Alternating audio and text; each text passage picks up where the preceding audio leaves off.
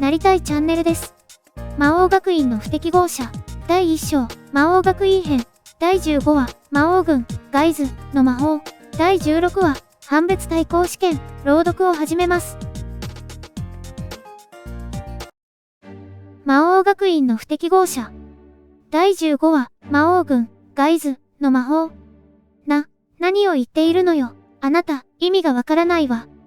ようやく口を開いたかと思えば、つまらない答えだな。俺の班に入れと誘っているんだ。それの何がわからない？そういうことではなくて、私は、班リーダーなのよ。やめればいい。はあ。サーシャは口を開き、呆れたように俺を見てくる。バカを言わないことね。私が班リーダーを辞める理由はないわ。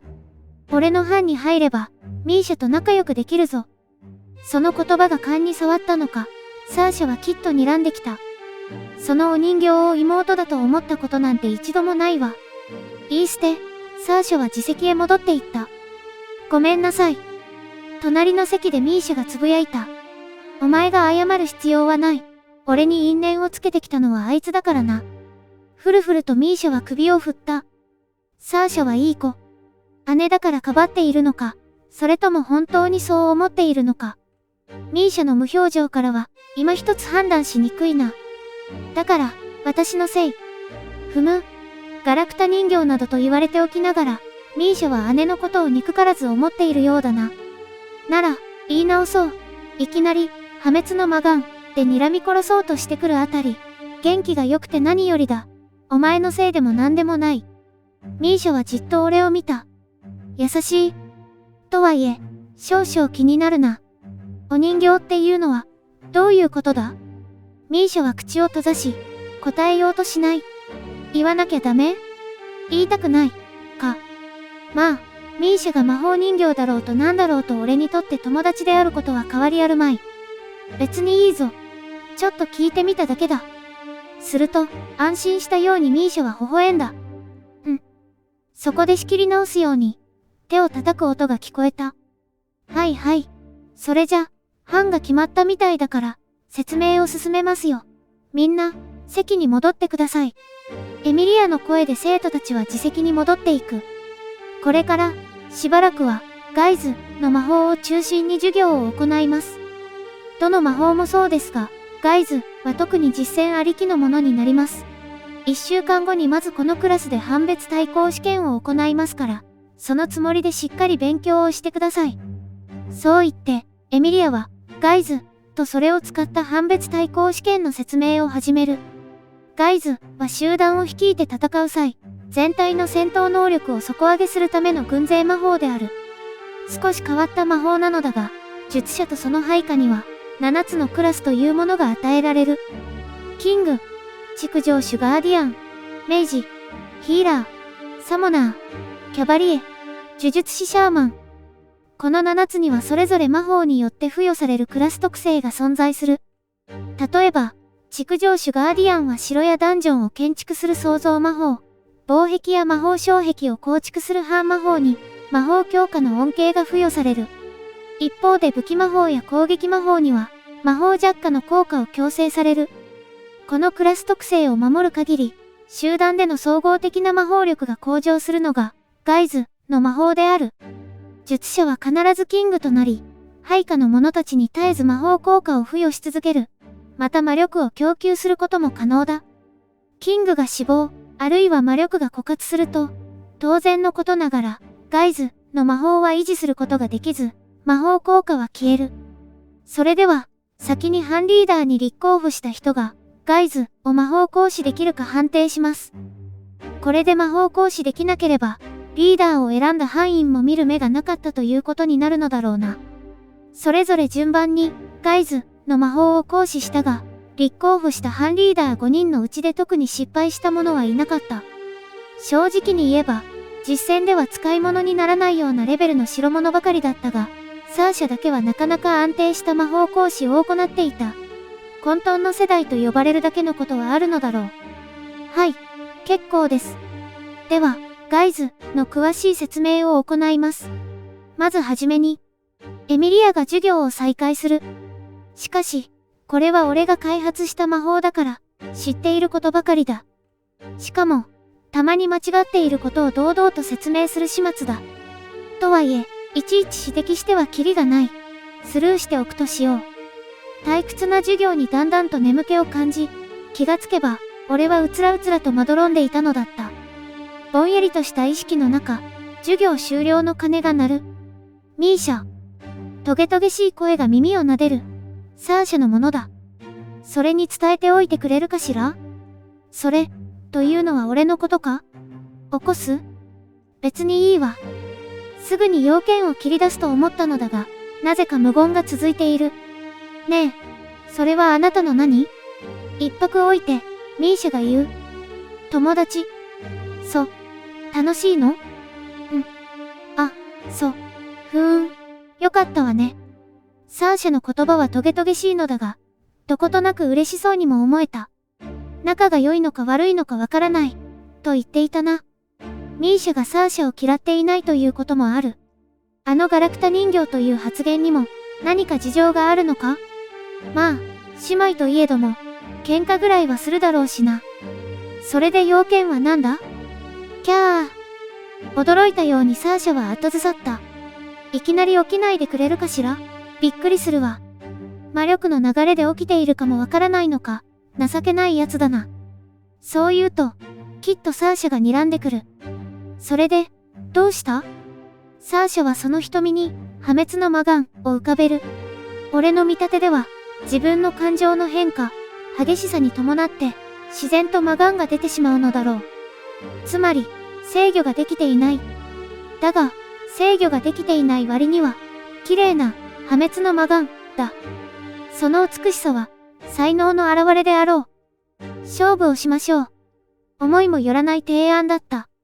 何せ2000年前は、俺にそんな言葉を堂々と発するような勇気のある者は、魔族にも人間にもほとんどいなかったからな。俺と、どんな勝負だ？くつくつと俺は声を出して笑う。どんな勝負であれ、負ける気は全くしなかった。エミリア先生が言ってたでしょ。1週間後に、ガイズの判別対抗試験をするって。負けた方が相手の言うことを何でも聞くってことでどう？なるほど。それは面白そうだ。もしもあなたが勝ったら、班リーダーを辞めて、あなたの班に入ってもいいわ。お前が勝ったら？微笑して、サーシャは言った。あなたをもらうわ。サーシャの班に入れと？いいえ。そこのお人形さんと縁を切って、私のものになりなさい。私の言うことには絶対服従。どんな些細な口答えも許さないわ。高慢な表情で、サーシャは妹を見下した。ミーシャ、覚えておきなさい。あなたのものは全部私のもの。友達も何もかも、あなたには何一つだってあげないわ。こんな面白いおもちゃ、あなたにはもったいないもの。やれやれ、妹への当てつけか知らないが、俺をおもちゃ扱いとは、なかなか見上げた度胸だな。まあ、別にそれでいいぞ。あら、ずいぶんあっさり承諾するのね。いいのかしら？どうせ俺が勝つ。ムッとしたようにサーシャが睨んでくる。さっきは油断しただけだわ。1週間後、首を洗って待ってなさい。くるりとスカートの裾を翻し、サーシャは去っていった。同じ班になったら、仲直りできるかもな。ミーシャに言うと、驚いたように彼女は目をパチパチさせた。だから、サーシャを誘った？余計な世話だったかもしれないが。すると、ミーシャはふるふると首を横に振り、それから薄く微笑んだ。ありがとう。ミーシャはサーシャと仲良くしたいのだろうと思ったが、当たりだったか。サーシャの方は一筋縄では行きそうになかったが、まあ、どうとでもなるか。気にするな。判別対抗試験、頑張ろうぜ。コクリ、とミーシャはうなずいた。頑張る。第16話、判別対抗試験。1週間後、2組の生徒たちは、判別対抗試験のためデルゾゲード魔王学院の裏側にある魔樹の森へ来ていた。薄気味悪さの漂う深い森が広がっており、渓谷や山が見える。その広大な土地は、魔法の訓練をするのにちょうどいいだろう。それじゃ、2班に分かれて、早速判別対抗試験を始めます。最初は、サーシャ班。エミリアがそう口にすると、サーシャが前に出る。皆さんにお手本を見せてあげてください。わかったわ。ふっとサーシャが微笑する。じゃ、相手の班は。サーシャが俺をじっと睨んでいる。そんな顔をしなくとも、逃げるわけがないだろう。俺がやろう。ミーシャと一緒に前に出た。では、最初はサーシャ班とアノス班による班別対抗試験を行います。結果は成績に影響しますから、手を抜かず、しっかりやってください。そう言って、エミリアは他の生徒を連れて森から出ていく。監視は使い魔や大鏡を使って行うのだろう。ガイズの班別対抗試験は、いわば模擬戦争だからな。巻き込まれてはただでは済まない。覚悟はいいかしら？破滅の魔眼で強気にサーシャが睨んでくる。俺はそれを堂々と受け止めた。誰に物を言っている？相変わらず、偉そうな奴だわ。ちゃんと約束は覚えてるわよね。ああ。口約束じゃ信用できないわ。それはこちらも同じことだ。俺が、ゼクトをかけようとすると、サーシャは同意せずにそれを破棄した。信用できないと言ったのはそっちのはずだが、あなたの、ゼクト、じゃ、どんな契約を割り込まされるか分かったものじゃないわ。ふむ、俺を不適合者と侮らず、しっかり根源を見据えているようだな。その子にやらせなさい。サーシャは俺の後ろにいたミーシャに視線を向ける。破滅の魔眼に睨まれても、彼女は動じず、じっと姉を見返した。私でいい？ああ、別に誰がやっても問題ない。ミーシャは手のひらをかざし、ゼクトの魔法陣を展開する。魔法文字で条件を記すと、サーシャはそれに調印した。両者の同意がない限りは、決して違えることのできない魔法契約が結ばれる。陣地はどちらがいいかしら？好きに決めればいい。どこでも同じだ。じゃ、東側をもらうわ。必然的に、俺の陣地は西側となる。ねえ、覚えてなさい。その傲慢な態度、後で後悔させてあげるわ。ぷいっと振り返り、サーシャは班員たちを引き連れて、魔樹の森の東側へ去っていった。俺たちも行くか？適当に歩き、森の西側にたどり着く。そこでしばし待機した。さて、そろそろだな。上空を飛ぶフクロウから、思念通信リークスが送られてくる。それではサーシャ班、アノス班による班別対抗試験を開始します。始祖の名に恥じないよう、全力で敵を叩きのめしてください。始祖の名に恥じぬよう、か。別段、俺は好き好んで敵を叩きのめしていたわけではないのだがな。神話の時代は今のように平和ではなかったし、単にそうすることで最も成果を上げられるから、そうしたまでのことだ。本来は平和主義者なのだが、どうもそのあたりをこの時代の連中は誤解しているようだ。そもそも俺が好戦的な性格だったら、不適合者の烙印などを押されて黙っているはずがないだろうに。まあ、今に始まったことではないか。作戦は？ミーシャが淡々と尋ねてきた。と言っても、二人だからな。サーシャ班はクラスの半数、ざっと30人はいる。ミーシャの意見は？尋ねると、無表情で彼女は考え込む。私のクラスは気づけ城主ガーディアン、創造建築アイビスの魔法が得意。すでに、ガイズの魔法は使用済みだ。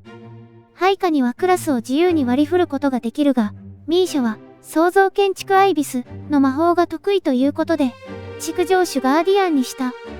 築城主ガーディアンのクラスは城やダンジョンを建築したり、防壁や魔法障壁を構築する魔法に、正の魔法補正がかかる、ガイズの術者である俺の魔力によって、さらにその力を底上げすることも可能だ。創造建築アイビスで魔王城を建築する。魔王城は過去によりキングの能力が底上げされる。老城には有利。妥当な戦術だな。俺とミーシャの力が最大限に発揮される。だが、多分サーシャはそう来るだろうと読んでるぞ。じゃ、どうする？まあ、正直な話、戦術は考えるだけ無駄だ。何をどうやったところで、俺が負けるわけがないのだからな。とはいえ、どうせならサーシャの慌てふためく顔が見たい。向こうが絶対に予想していない戦術で裏をかく。ミーシャは無表情でじっと俺を見返す。どんな？キングのクラスは配下に魔力を分け与える分、単独では弱くなる。魔王城を立て、加護を利用するのが定石だ。魔王城にいる場合に限り、キングのクラスは普段よりも強い力を発揮することができる。もっとも、築城主ガーディアン次第ではあるがな。だから、こっちの魔王城はおとりにして、俺が単独で向こうの魔王城に乗り込む。ミーシャは表情を変えないが、驚いたように黙りこくっていた。どうだ？無謀。はわ、と俺は爽やかに笑った。向こうもそう思ってるだろう。だからこそ、裏をかける。大丈夫？まあ、普通はこんな作戦で裏をかいたところで、魔法の集中放火で蜂の巣にされるのがオチだろうがな。それも、戦術が有効なほど力が拮抗していればの話だ。心配しているのか、ミーシャは無表情のまま固まっている。不安か？尋ねると、ふるふるとミーシャは首を振る。不安は不安。でも、アノスは強い。なかなかミーシャは分かっているようだな。彼女は、俺の根源をそのまがんでしっかりと見つめている。おとりは任せたぞ。ミーシャはこくりとうなずく。気をつけて。ああ、手加減は得意じゃないからな。すると、ミーシャが目をパチパチさせた。アノスが、俺に、気をつけてだと？思わず聞き返していた。ミーシャは小首をかしげる。おかしい？いや、ふふ、と腹の底から笑いがこみ上げる。まさか戦闘で俺が心配されるとは思いもしなかった。これが友達というものか。いやはや、新鮮な感覚だ。だが、存外に悪くない気分だな。ミーシャも気をつけろ。手を振って、ミーシャと別れ、俺はまっすぐサーシャ藩の陣地である東側の森へ向かった。しばらくすると、後方から大きな魔力が流れ出す。振り向けば、西の森の3カ所に巨大な城が立っていた。ミーシャの魔法だろう。おそらくはおとりのためのハリボテだろうが、この短期間であれだけ巨大な魔王城を3つも建設するとは、彼女の魔力はクラスでも群を抜いている。俺を除けば、の話だがな。さて、向こうの反応は？魔眼を働かせて、思念通信リークスを傍受する。すぐに声が聞こえてきた。サーシャ様、敵陣に3つの城が建てられました。おそらく2つは罠ね。残りの1つに、向こうのキングが潜んでいるはずよ。1つずつ城を破壊しますか？いいえ。この短期間じゃ、ミーシャでも完全な魔王城は想像できないわ。時間を稼いで、その間に堅牢な魔王城にするつもりでしょう。その前に叩くわ。了解。ご指示をください。キャバリエ、ヒーラー、メイジ、サモナーの部隊編成で、それぞれの魔王城に向かってちょうだい。了解しました。なるほど。キャバリエ、ヒーラー、メイジ、サモナーの部隊が3つか。ということは12人がこっちの魔王城に向かっているというわけだな。半数以上を自分の陣地に残すとは、思ったよりも手堅い戦術を取るものだ。さて、ようやく城を建てたか。予想よりも時間がかかったが、向こうの陣地に巨大な魔王城が出現している。目的地がなければ、さすがの俺も移動できないからな。だが、これで、と、俺は、ガトムを使った。視界が真っ白になり、次の瞬間、目の前にサーシャ藩の建てた魔王城があった。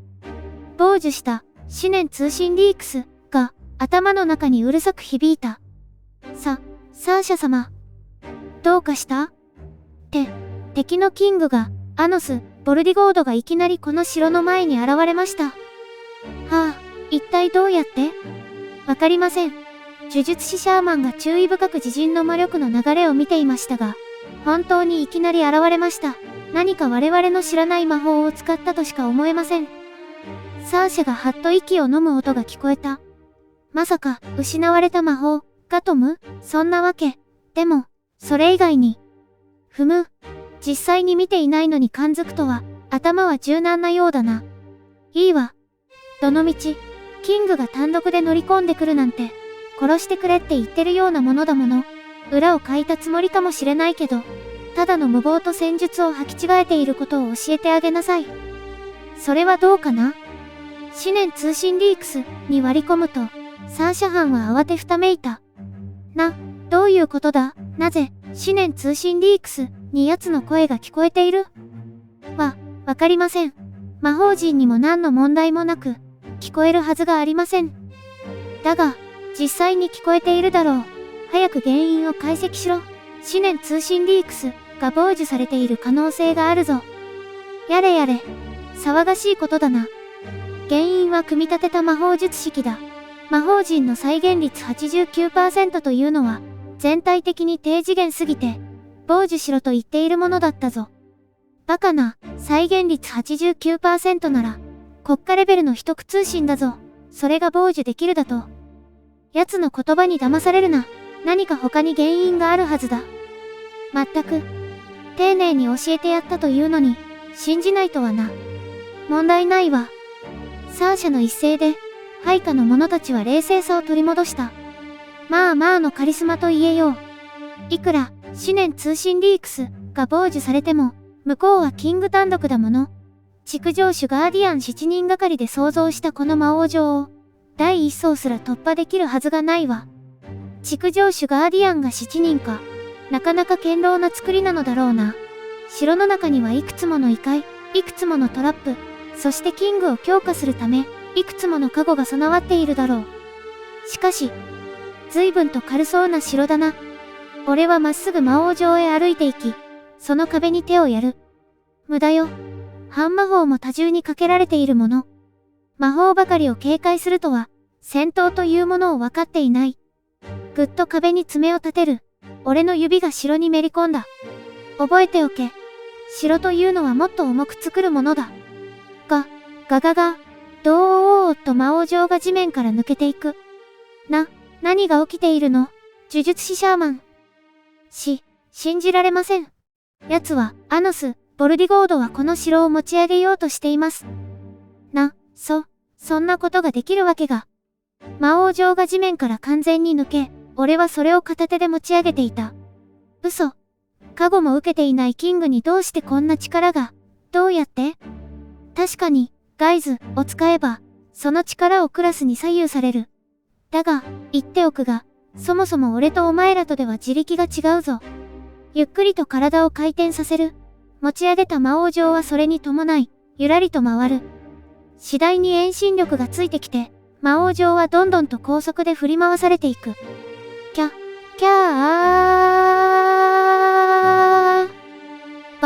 化け物か。城を持ち上げただけじゃなく、振り回しているだと。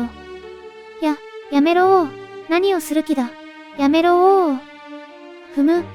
これ式で情けのない。半魔法は従前に練っていたが、物理は無警戒だったようだな。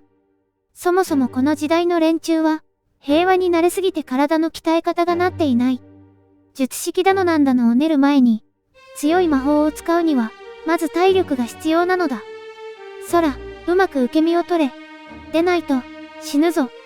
遠心力をつけた魔王城を俺は思い切り投げ捨てる。風を切りぶっ飛んでいく巨大な魔王城は、ズガーンと地面に叩きつけられた。